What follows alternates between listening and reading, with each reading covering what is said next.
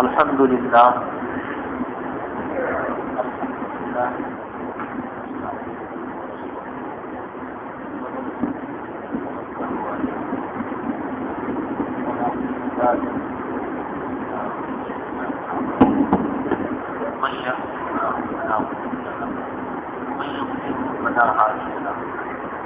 ونشهد أن لا إله إلا الله ونشهد أن سيدنا محمدا عبده ورسوله أرسله الله تعالى وداعيا إلى الله أما بعد أعوذ بالله من الشيطان الرجيم بسم الله الرحمن الرحيم يا أيها الذين آمنوا عليكم أنفسكم لا يضركم من ضل إذا اهتديتم من الله يمتعكم جميعا فينبئكم بما كنتم تعملون صدق الله اللهم صل على سيدنا محمد وعلى آل سيدنا محمد وسلم اللهم صل على سيدنا محمد وعلى آل سيدنا محمد وسلم اللهم صل على سيدنا محمد وعلى آل سيدنا محمد وسلم. بزرگوں، دوستوں اور ساتھیوں، اللہ پاک نے قرآن پاک کی اس آیت ایک اہم مضمون ارشاد فرمایا. اے ایمان والو، تم پر اپنی اصلاح لازم ہے. جو گمراہ ہے وہ تمہیں نقصان نہیں پہنچا سکے اگر تم ہدایت دو. اللہ ہی کی طرف تم سب کو لوٹنا ہے. جو کچھ تم کر رہے ہو اس سے تم کو باخبر کر دے گا.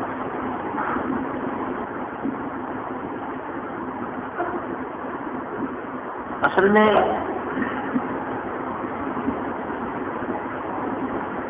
بہت سے لوگوں کے ذہن میں ایک سوال ہوتا ہے. سوال یہ ہوتا ہے کہ حق تو غالب ہونے کے لیے آیا ہے اور باطل مغلوب ہونے کے لیے آیا ہے. اللہ نے فرمایا ان الباطل کان زہوقا، اور حدیث میں فرمایا الحق یعلو ولا یعلی او کما قال علیہ الصلوۃ والسلام. حق تو غالب رہے گا، مغلوب نہیں ہوگا. پھر ہمارا مشاہدہ یہ ہے کہ اس وقت دنیا میں مسلمان پریشان، ظلم ان کے اوپر ہو رہا ہے اور حق مغلوب ہوتا ہوا نظر آ رہا ہے. اور جو باطل طاقتیں ہیں اس وقت سپر پاور ہے. بلکہ یہ ہے کہ دنیا کی قیادت ان کے ہاتھ میں ہے، سیاسی اعتبار سے، معاشی اعتبار سے، اقتصادی اعتبار سے سارے پاور ان کے ہاتھ میں ہے. تو کیا مطلب اس کا؟ بہت سے لوگوں کے ذہن میں یہ بات ہوتی ہے تو پھر قرآن پاک کی آیتوں کا کیا مطلب، ان حدیث کا کیا مطلب ہے؟ تو حضرت مولانا مفتی شفیع صاحب رحمۃ اللہ علیہ، اللہ جزائے خیر دے ہمارے بزرگوں کو، جنہوں نے ہماری قرآن 8 جلدوں میں لکھی ہے. حضرت خانوی رحمۃ اللہ علیہ کے خلیفہ تھے، دارالعلوم کے مفتی تھے. تقسیم کے بعد وہاں کے صدر مفتی ہو گئے پورے پاکستان میں.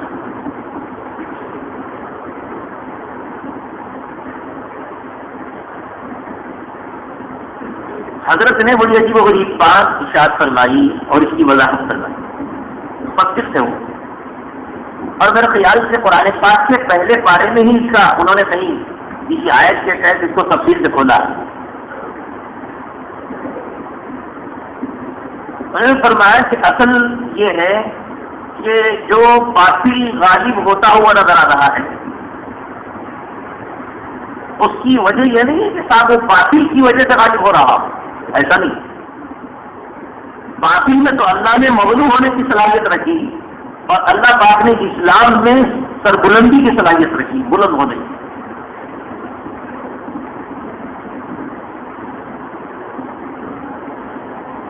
کس طریقے سے مسلمان پستی میں ہیں اس کی وجہ اسلام کا چھوڑنا. کا چھوڑنا، حق کے چھوڑنے کی وجہ سے مسلمان پستی میں ہیں، اور وہ لوگ ترقی پہ اس وجہ سے ہے کہ انہوں نے باطل پہ ہونے کے باوجود حق کے صفات کو انہوں نے اپنایا، جو صفات حق والے ہیں انہوں نے اس کو اپنایا ہے، وہ حق کے صفات اپنانے کی وجہ سے ان کی یہ ترقی ہے، باطل کی وجہ سے ترقی نہیں ہے، ان کے گانے کی وجہ سے، ان کے ننگے پت کی وجہ سے، ان کی اور یاریت کی وجہ سے، ان کی فحاشی کی وجہ سے، یہ ترقی ان کی وجہ سے نہیں ہے، اس کی وجہ سے یہ ہے کہ انہوں نے باطل ہونے کے باوجود، غلط راستے پہ ہونے کے باوجود انہوں نے حق کی صفات کو اپنایا۔ کیسے اپنایا؟ وہ لوگ جو باہر ملکوں کا دورہ یورپ کا کرتے رہتے ہیں، یا ہمارے پاس سے جماعتیں جاتی رہتی ہیں دنیا میں، دنیا بھر میں، وہ ہمیں سمجھاتے ہیں وہاں کی تہذیب، تو ہمیں یہ باتیں سمجھ میں آتی ہیں۔ مثال کے طور پر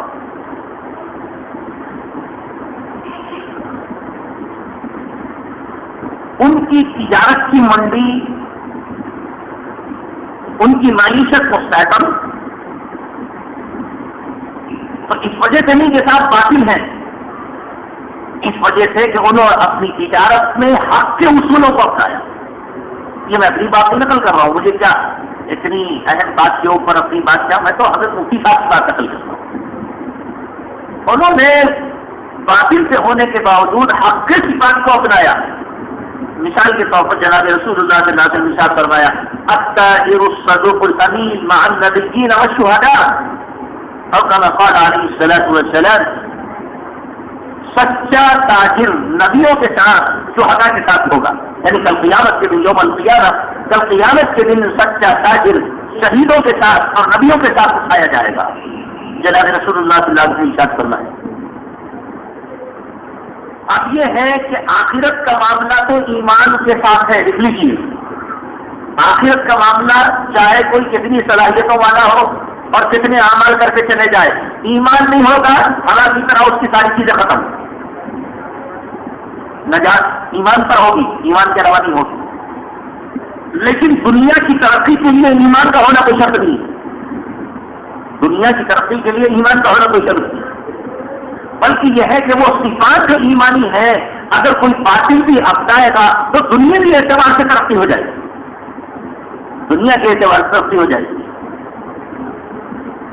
جیسے جناب رسول اللہ صلی اللہ علیہ وسلم نے ارشاد نقل کیا گیا کہ جو امانتدار سچا تاجر نبیوں کے ساتھ اور شہداء کے ساتھ قیامت کو اٹھایا جائے گا، انہوں نے، وہاں کے لوگوں نے اپنی تجارت کو سچائی کے ساتھ جوڑا، اپنی تجارت کو سچائی کے ساتھ جوڑا۔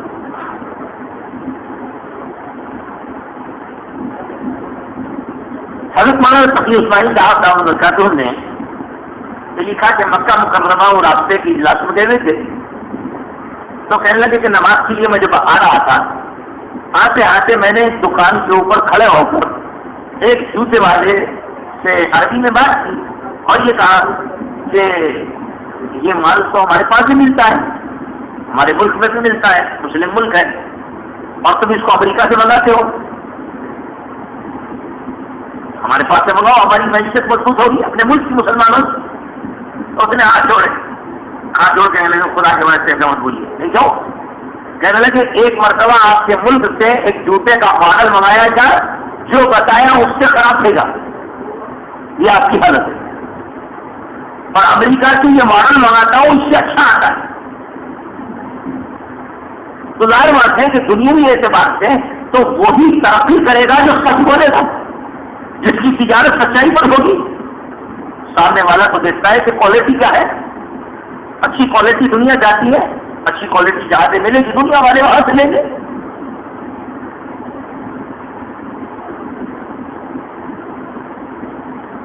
تو انہوں نے مطلب یہ کہ وہاں ترقی یافتہ ممالک نے اسلام کے اصولوں کو اپنایا، اسلام کو تو نہیں مانتی، ایمان تو ان کے پاس نہیں ہے، لیکن جو اصول ہیں ان اصولوں کے اوپر انہوں نے اپنے کاروبار بڑھائے، اللہ نے چمکا دیا، اللہ نے چمکا دیا۔ بھائی ڈاکٹر کی گولی اگر ہندو کھائے بھی تو اثر ہوگا، مسلمان کھائے بھی تو اثر ہوگا. اثر تو اللہ نے رکھا ہے دوا کے اندر، کوئی بھی کھائے گا وہ گولی اثر کرے. اسلامی اصول کوئی بھی اپنائے گا وہ اسلامی اصول تو اپنا اثر دکھائے، اسلامی اصول تو اپنا اثر دکھائے. اللہ تعالیٰ نے یہ ضابطہ رکھا ہے. تو اس وجہ سے ہمارے مسئلے کے معلوم ہونے کی وجہ اسلام کو چھوڑنا، سچائی کو چھوڑنا، امانت داری کو چھوڑنا، خیانت کا اپنانا، وہ اصول جو ہمارے نہیں ہیں اسلام کے، ان اصولوں کو اپنانے کی وجہ سے ہم دنیا میں مغلوب ہیں. اور وہ باطل طاقتیں باوجود باطل کا ہونے کر اسلامی اصولوں کو انہوں نے اپنایا تو اللہ پاک نے ان کو ترقی عطا فرمائی اسلامی اصولوں کو اپنانے کی وجہ سے.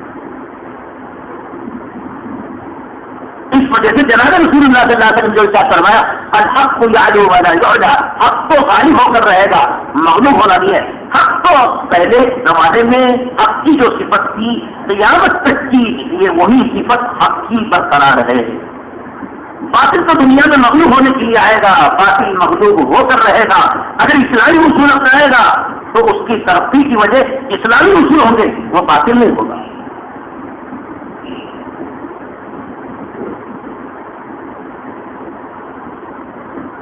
اس وجہ سے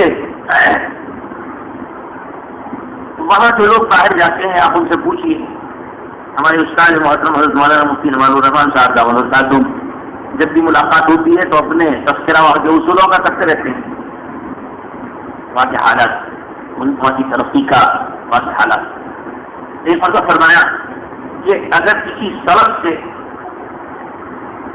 اگر وہاں کے مملکت کے صدر کو گزرنا ہے، کہ مثال کے طور پہ آپ کی قلعہ روڈ سے مثال دے رہا ہوں میں کہ یہاں سے صدر محترم گزریں گے تو اس کے لیے 15 دن پہلے ٹی وی پہ اعلان ہوتا ہے. 15 دن پہلے ٹی وی پہ اعلان ہوتا ہے. لوگ اپنے اپنے راستے دوسرے طے کر لیں، کسی کو تکلیف نہ ہو، کسی کو پریشانی نہ ہو، کیونکہ یہ روڈ مطلب یہ کہ کھلی بھی رہے گی، کسی کو آنے نہیں دیا جائے گا کیونکہ یہاں سے وہ گزر رہے ہیں، یا اپنے اپنے راستے دوسرے انتخاب کر لیں. یہ 15 دن پہلے اعلان ہوتا ہے، 15 دن پہلے ہے. حالانکہ یہ اصول اسلامی ہے، اسلامی اصول ہے. اسلامی اصول یہ ہے کہ صاحب کسی کو اپنے سے تکلیف نہیں ہونا چاہیے، ٹریفک جام نہیں ہونا، ٹریفک کے اصول کے خلاف کام نہیں کرنا. مثال کے طور پر گیٹ بند ہے، ریلوے گیٹ بند ہے، تو اب لائن سے مطلب یہ ہے کہ گاڑیاں لگی ہوئی ہیں، تو اب آپ یہ ہے بھائی آپ بعد میں آئے، آپ کی گاڑی پیچھے ہونی چاہیے کہ آگے ہونی چاہیے. اسلامی اصول یہ ہے آپ کی گاڑی کے پیچھے ہونی چاہیے. آپ لے جا کے وہاں کام کر دیں گے تو آنے والے کو بھی پریشانی، جانے والے کو بھی پریشانی، سارے مسائل. تو یہ تو اسلامی اصول ہے کہ صاحب روڈ کے اوپر کوئی ایسا کام نہیں ہونا چاہیے یا ایسی تکلیف نہیں ہونا چاہیے جس سے آنے والے کو تکلیف ہو. یہ اسلامی اصول ہے، یہ کوئی غیروں کا اصول تھوڑی ہے. یہ صاحب ہماری روڈ اتنی صاف ستھری ہونی چاہیے، کسی کو کچرا نہیں پھینکنا چاہیے، کسی کو تھوکنا نہیں چاہیے، کسی کو پان کا تھپا نہیں ڈالنا چاہیے. تھوکنے کی الگ جگہ ہے، پان کے تھوکنے کی الگ جگہ ہے. لوگ اس کو دین ہی نہیں سمجھتے، بڑے ایسی معاملہ یہ لوگ اس کو دین نہیں سمجھتے. جیسا تھوکنے کی جگہ وہاں ہے وہاں تھوکنا چاہیے، پان کے تھوکنے کی جگہ وہاں ہے وہاں تھوکنا چاہیے. ہمارے بیت الخلا جا کے دیکھو، ایسا معلوم ہوتا کہ ایک رنگ ہو جائے گا دوسرا، گٹکے کھا کھا کے پان کھا کے. ایک شریف آدمی خصوصاً میں تو کہتا ہوں کہ یہ عربوں کا یا باہر ملکوں کی جماعتیں آتی ہے نا، ان کا کوئی مجاہدہ نہیں ہے تو ہماری گندگی میں رہنا ہی سب سے بڑا مجاہدہ ہے. بیت الخلا جا نہیں سکتے، ایک سلیم الفطرت آدمی جا نہیں سکتا، پیشاب خانوں کو جا نہیں سکتا. حالانکہ اسلامی اصول پہ کیا ہے کہ طہارت، صفائی، پاکیزگی، یہ تو آدھا ایمان فرمایا گیا نا، آدھا ایمان ہے نا. ہماری وضو خانے کیسے ہونے چاہیے، ہمارے بیت الخلا کیسے ہونے چاہیے، ہمارے پیشاب خانے کیسے ہونے چاہیے. ہمارے حضرت شاہ مولانا وقت صاحب رحمۃ اللہ علیہ جب فیض العلوم تشریف لاتے تھے تو ہم نے سنا وہاں کے طلبا سے کہ حضرت کی گاڑی جیسے رکشہ یا گاڑی مدرسے میں اترتی تو سیدھا بیت الخلا جاتے تھے، کہیں اور نہیں جاتے. بیت الخلا پیشاب خانے جا کے دیکھتے تھے. وہ کہتے تھے کہ انتظامیہ کا مزاج بیت الخلا سے معلوم ہوتا ہے. حضرت فرمایا کرتے تھے ذمہ داروں کا مزاج بیت الخلا سے معلوم ہوتا ہے کہ مدرسے والوں کا مزاج کیا ہے, پیشاب خانوں کا کیا حال ہے, بیت الخلا کا کیا حال ہے. تو یہ سمجھایا کرتے تھے. دیکھو بھائی یہ صفائی سب چیز ہے. ہم کہتے ہیں کہ صاحب آدھا ایمان ہے. اب دیکھیے کیا اسلامی اصول نہیں ہے. آپ مسجد میں آئے کیونکہ پریکٹیکل جو چیزیں ہوتی ہیں وہ سمجھائے تو جلدی سمجھ میں آتی اسلامی اصول. اب آئے چپل کے اوپر چپل رکھنا یہ کوئی اسلامی اصول ہے؟ بھائی ایک آدمی کے چپل رکھے ہوئے ہیں, شریعت کہتی ہے کہ باقی چپل رکھو یا اس کے اوپر رکھو. آپ کی گندی چپل جو چپل رکھے ہوئے ہیں اس کے اوپر آ کر آپ نے اپنے چپل اتار دی, آپ کی گندگی اوپر سے لگ گئی, پہننے والا کیسے پہنے گا؟ اسلام نہیں ہے. پہننے والا کیسے پہنے گا؟ ارے وہ تو وہ چھوڑیے, جوتے پہن کے مسجد میں آ جاتے ہیں وہ لوگ جن کی ٹی شرٹ ہے, پینٹ ہے, بشٹ ہے, اچھی عمر ہے, ترقی یافتہ دنیا میں سے جوتے پہن کے آتے ہیں, یہاں جوتے رکھتے ہیں. میں وہاں بیٹھ کے دیکھتے رہتا ہوں کہ یا اللہ اتنا بھی یہ بیچارہ اتنا پڑھا لکھا ہے, پتہ نہیں ڈاکٹر ہے, پتہ نہیں انجینئر ہے, پتہ نہیں سائنسداں ہے, پتہ نہیں کس شادی میں آیا ہے, پتہ نہیں کس تقریب میں آیا ہے, آنے والا کتنا خوبصورت کتنا اچھا نظر آ رہا, اندر کتنی گندگی ہے. مسجد کا حدث کا حال ہے. جوتے پہن کے مسجد میں اللہ کے گھر میں, جوتے پہن کے اللہ کے گھر میں, یہ سائیکل سیڑھی ہے. تو یہ دیوار ٹوٹنے کے لیے آپ کھڑے ہو گئے کھڑکی کے اندر, اور کھڑکی میں کھڑے ہو گئے مسجد میں پان ٹوٹ دیا, گٹا ٹوٹ دیا, مسجد سے انتظامیہ پریشان. یا اللہ یہ کون سی قوم ہے جو آ کے گندگی مچا رہی ہے؟ یہ اسلامی اصول ہے. آپ ان کے پاس دیکھیے وہ ملکوں کے اندر انہوں نے اسلامی اصول اختیار کیا. سڑکیں صاف, تھوکنا اگر کوئی فلاں جگہ تھوک دے گا جرمانہ ہوگا, پان تھوک دے گا سڑک پہ تو جرمانہ ہوگا, اگر آپ جاتے جاتے کوئی کچرا پھینک دیں گے جرمانہ ہوگا. یہ اسلامی اصول ہے. اسلامی اصول یہ ہے کہ آپ کو اگر کوئی اشتہار لگانا ہے, مسجد والوں نے بورڈ لگا دیا تو آپ کا اخلاقی تقاضا یہ ہے کہ بورڈ پہ ہی لگے گا, بازو نہیں لگے گا. یہ اسلامی اخلاق ہے. کسی گھر کو کوئی چیز لگانا ہے تو گھر والے سے آپ نے اجازت لی کہ نہیں لی. آپ کو اپنے جلسے کا اشتہار لگانا ہے, گھر والے کی اجازت دینا پڑے گا. آپ کو ایڈورٹائز لگانا ہے, گھر والے کی اجازت. کیا یہ قانون نہیں ہے؟ یہ تو ملک کا بھی قانون ہوتا ہے اور اسلامی قانون بھی ہے. اسلامی قانون بھی ہے. آپ کی گاڑی جہاں بھی جائے کھڑے ہو جائے راستے کے اندر, یہ اسلامی اصول ہے. آپ جا کے دیکھیے باہر ملکوں کے اندر گاڑی کی کھڑے ہونے کی ایک جگہ ہے, ٹائریں کھڑے ہوں گی, لوگ جاتے ہیں کہتے ہیں کہ صاحب صوبائی کا مرکز ہے, تقریر مرکز ہے, صدر کا مرکز ہے, کہتے ہیں کہ 5 کلومیٹر تو وہ ان کے گاڑیوں کے رکھنے کی جگہ ہے. گاڑیوں میں رکھنے کی جگہ ہے. تو گاڑیاں یہاں رہیں گی, اسکوٹر یہاں رہے گا, بائک یہاں رہے گی, سائیکل یہاں رہے گی. اسلامی اصول ہے. لوگ کہتے ہیں کہ صاحب باہر کے لوگ ترقی کر رہے ہیں. ارے ترقی اس وجہ کر رہے ہیں کہ اسلامی اصول پہ ہو لوگ, چاہے ایمان ہو یا ایمان نہ ہو. اور ہم تنزل سے ہمارے پاس کوئی پارٹی کا خیال نہیں. بیت الخلا چلے جائیے, ہمارے حضرت تشریف لائے تھے, بڑے بڑے علماء آتے رہتے ہمارے پاس. تو آنے سے پہلے ان کی شرط یہ ہوتی ہے کہ بیت الخلا کے اندر ٹوٹی کا لوٹا ہونا. حضرت علامہ صدیق صاحب رحمۃ اللہ علیہ تشریف لائے تھے ہماری مسجد کے اندر, اور سرکار بیت الخلا میں ٹوٹی کا لوٹا ہو, وضو کرنے کے لیے ٹوٹی کا لوٹا ہو. کائے کے لیے؟ اس لیے کہ ٹوٹی کے لوٹے سے صفائی اچھی ہوتی ہے. بقیت کے اندر ایک لوٹا رکھا ہوا ہے, اور مطلب ایک بقیت رکھی ہے, وہ بقیت کے اندر انتظامیہ نے لوٹا رکھا ہے اندر رہنے کے لیے, وہ لوٹا باہر رہنے کے لیے نہیں ہے. باہر کی گندگی اس لوٹے میں لگی, وہ اندر کی گندگی بقیت میں گئی, بتاؤ صفائی ہوگی کیا؟ اسلامی اصول نہیں ہے. اگر بقیت میں لوٹا رکھا ہوا تو بقیت کے اندر رہنے کے لیے, باہر رہنے کے لیے نہیں ہو. ہم نے وہیں پیشاب کیا, وہیں پر لوٹا رکھ دیا. ڈھیلے ڈالنے کی جگہ الگ, وہیں پر نالی میں ڈال دیا. اب انتظامیہ کو کتنی پریشانی, مزدور کو لاؤ, ویٹر کو لاؤ, پورے ہاتھ ڈالو, پورے نکالو. آپ نے ایک عمل تو شریعت کے خلاف کیا, آنے والے کتنے نمازیوں کو آپ نے پریشان کر دیا. تو نظام نہیں انسان کا, یہ اخلاقی نظام ہے. یہ نظام باہر ملکوں کے اندر ہے, اس وجہ سے اللہ پاک نے ان کو ترقی دی ہے. سیاست میں بھی ترقی دی, اقتصادیات میں بھی ترقی دی. وہ جانتے ہیں کہ کہاں خرچ کرنا, کہاں نہیں خرچ کرنا. ہمارا مسلمان اگر غریبی عقل اور دانش غریبی ہوتی تو اپنی تقریبات کو سادہ کر کے یہ بتاتا سامنے والے کو بھی ہم سادے لوگ ہیں، ہم سادے لوگ ہیں. دیکھو دو اعتبار سے نقصان ہو رہا ہے، دو اعتبار، بات سمجھ رہا. آپ کی تقریبات کی، حیدرآباد کی تقریبات ہو یا شہروں کی تقریبات، دو اعتبار سے نقصان ہو رہا ہے. ایک تو اسلامی نقصان تو ہو ہی رہا ہے، اس اسراف ہے، حرام ہے، سب کچھ ہے، لیکن سامنے والوں کی نگاہ آپ کے مال کے اوپر پڑ رہی ہو اتنا مال مسلمانوں کے اوپر، اپنی بچی اور بچی کے اوپر 1 کروڑ روپے خرچ کر سکتا ہے ہمارا ملک. وہ تو کہتے ہیں نا آئے سے لوگ ہمارا ملک، ہمارے ملک میں یہ فائدہ اٹھاتے ہیں، غلط کہتے ہیں، وہ جھوٹے ہیں وہ لوگ. لیکن وہ کہ سامنے والے کو آپ جوگر نہ کر رہے ہیں، آپ ہوشیار کر رہے ہیں، آپ کی معیشت کو تباہ کرنے کے حالات بتا رہے ہیں. جو پیغمبر تھے پیسہ بتانے کی چیز ہے، کہاں بتا رہے ہیں پیسہ؟ دین کے راستے میں. آپ جائیے ان کے پاس دین کے راستے میں 1000 روپے دینے کے لیے حالات خراب ہیں، اور بیٹی کی شادی آ جائے تو پورے شو سے نکال دیں. تو باہر کی دنیا میں ترقی کی وجہ سے اسلامی اصول کا اپنانا ہے. دو مثالیں دیتا ہوں، جلدی سے وقت ہو گیا، کیونکہ شرعی دلیل ہونا چاہیے نا. آپ جو بات کر رہے ہیں اس کے پیچھے کچھ دلائل ہونا چاہیے قرآن حدیث میں. جب بھی مسلمانوں کے ساتھ حق کے ساتھ باطل کی ملاوٹ ہوئی تو مسلمانوں کو ہار ہوئی، مسلمانوں کو شکست ہوئی، مسلمانوں کی پستی ہوئی. اور جب باطل نے اسلامی اصول اختیار کیے تو باطل کو ترقی ملی. ہر زمانے کا یہ اصول ہے. مثال کے طور پر غزوہ احد میں جناب رسول اللہ صلی اللہ علیہ وسلم نے 50 صحابہ کو کہا تھا یہاں کھڑے ہونا، یہاں کھڑے ہو جانا، اور یہاں سے ہٹنا مت، یہ کہا تھا.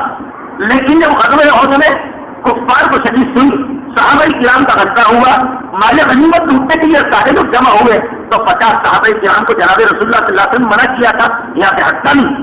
لیکن وہ کیا ہوا؟ ارے وہ تو اس وقت تھا جب مطلب کہ ہم لوگ ابھی جنگ کا پاتا پلٹا نہیں تھا، اب تو بھاگ رہے ہیں، مال غنیمت چھوڑ رہے ہیں، لہٰذا جا کر مال غنیمت حاصل کرنا چاہیے.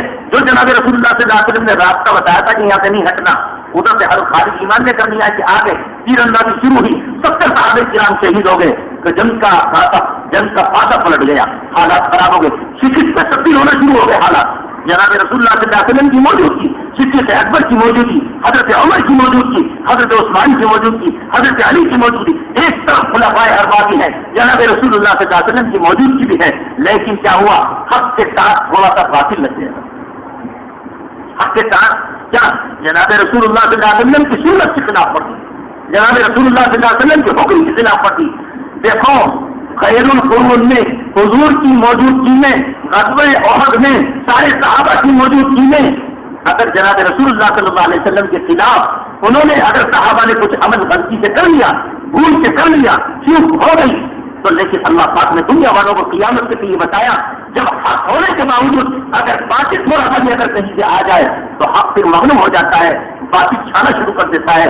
جناب رسول اللہ صلی اللہ علیہ وسلم نے اس وجہ سے مطلب کے بعد میں قرآن کی بہت سی آیتیں نازل ہوئی ان کی تربیت کے لیے، ان کی اصلاح کے لیے، لیکن مسئلہ سیوا ہو گیا، صحابہ شہید ہو گئے، مسائل بن گئے، پورے حالات بدل گئے. تو اس وجہ سے جب بھی مسلمان اگر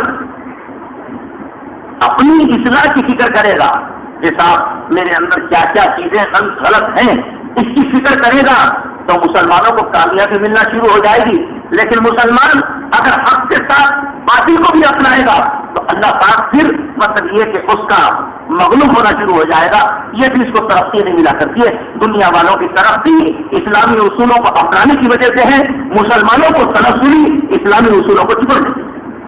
جناب رسول اللہ صلی اللہ علیہ وسلم نے غزوہ مطلب کہ حنین کے اندر کیا ہوا تھا؟ 12,000 صحابہ کرام کی تھی، بہن کے میں تو بات آ گئی، ہم جب 300 پر آتے تو غالب آ گئے، آج تو 12,000 ہیں، لہٰذا ہم کو غالب آنا چاہیے. دل کے اندر تھوڑا سا مسئلہ آیا، تھوڑا سا مسئلہ، اللہ کی ذات پہ سے نظر ہٹی، یہ تو باطل ہے. اور کیا ہے؟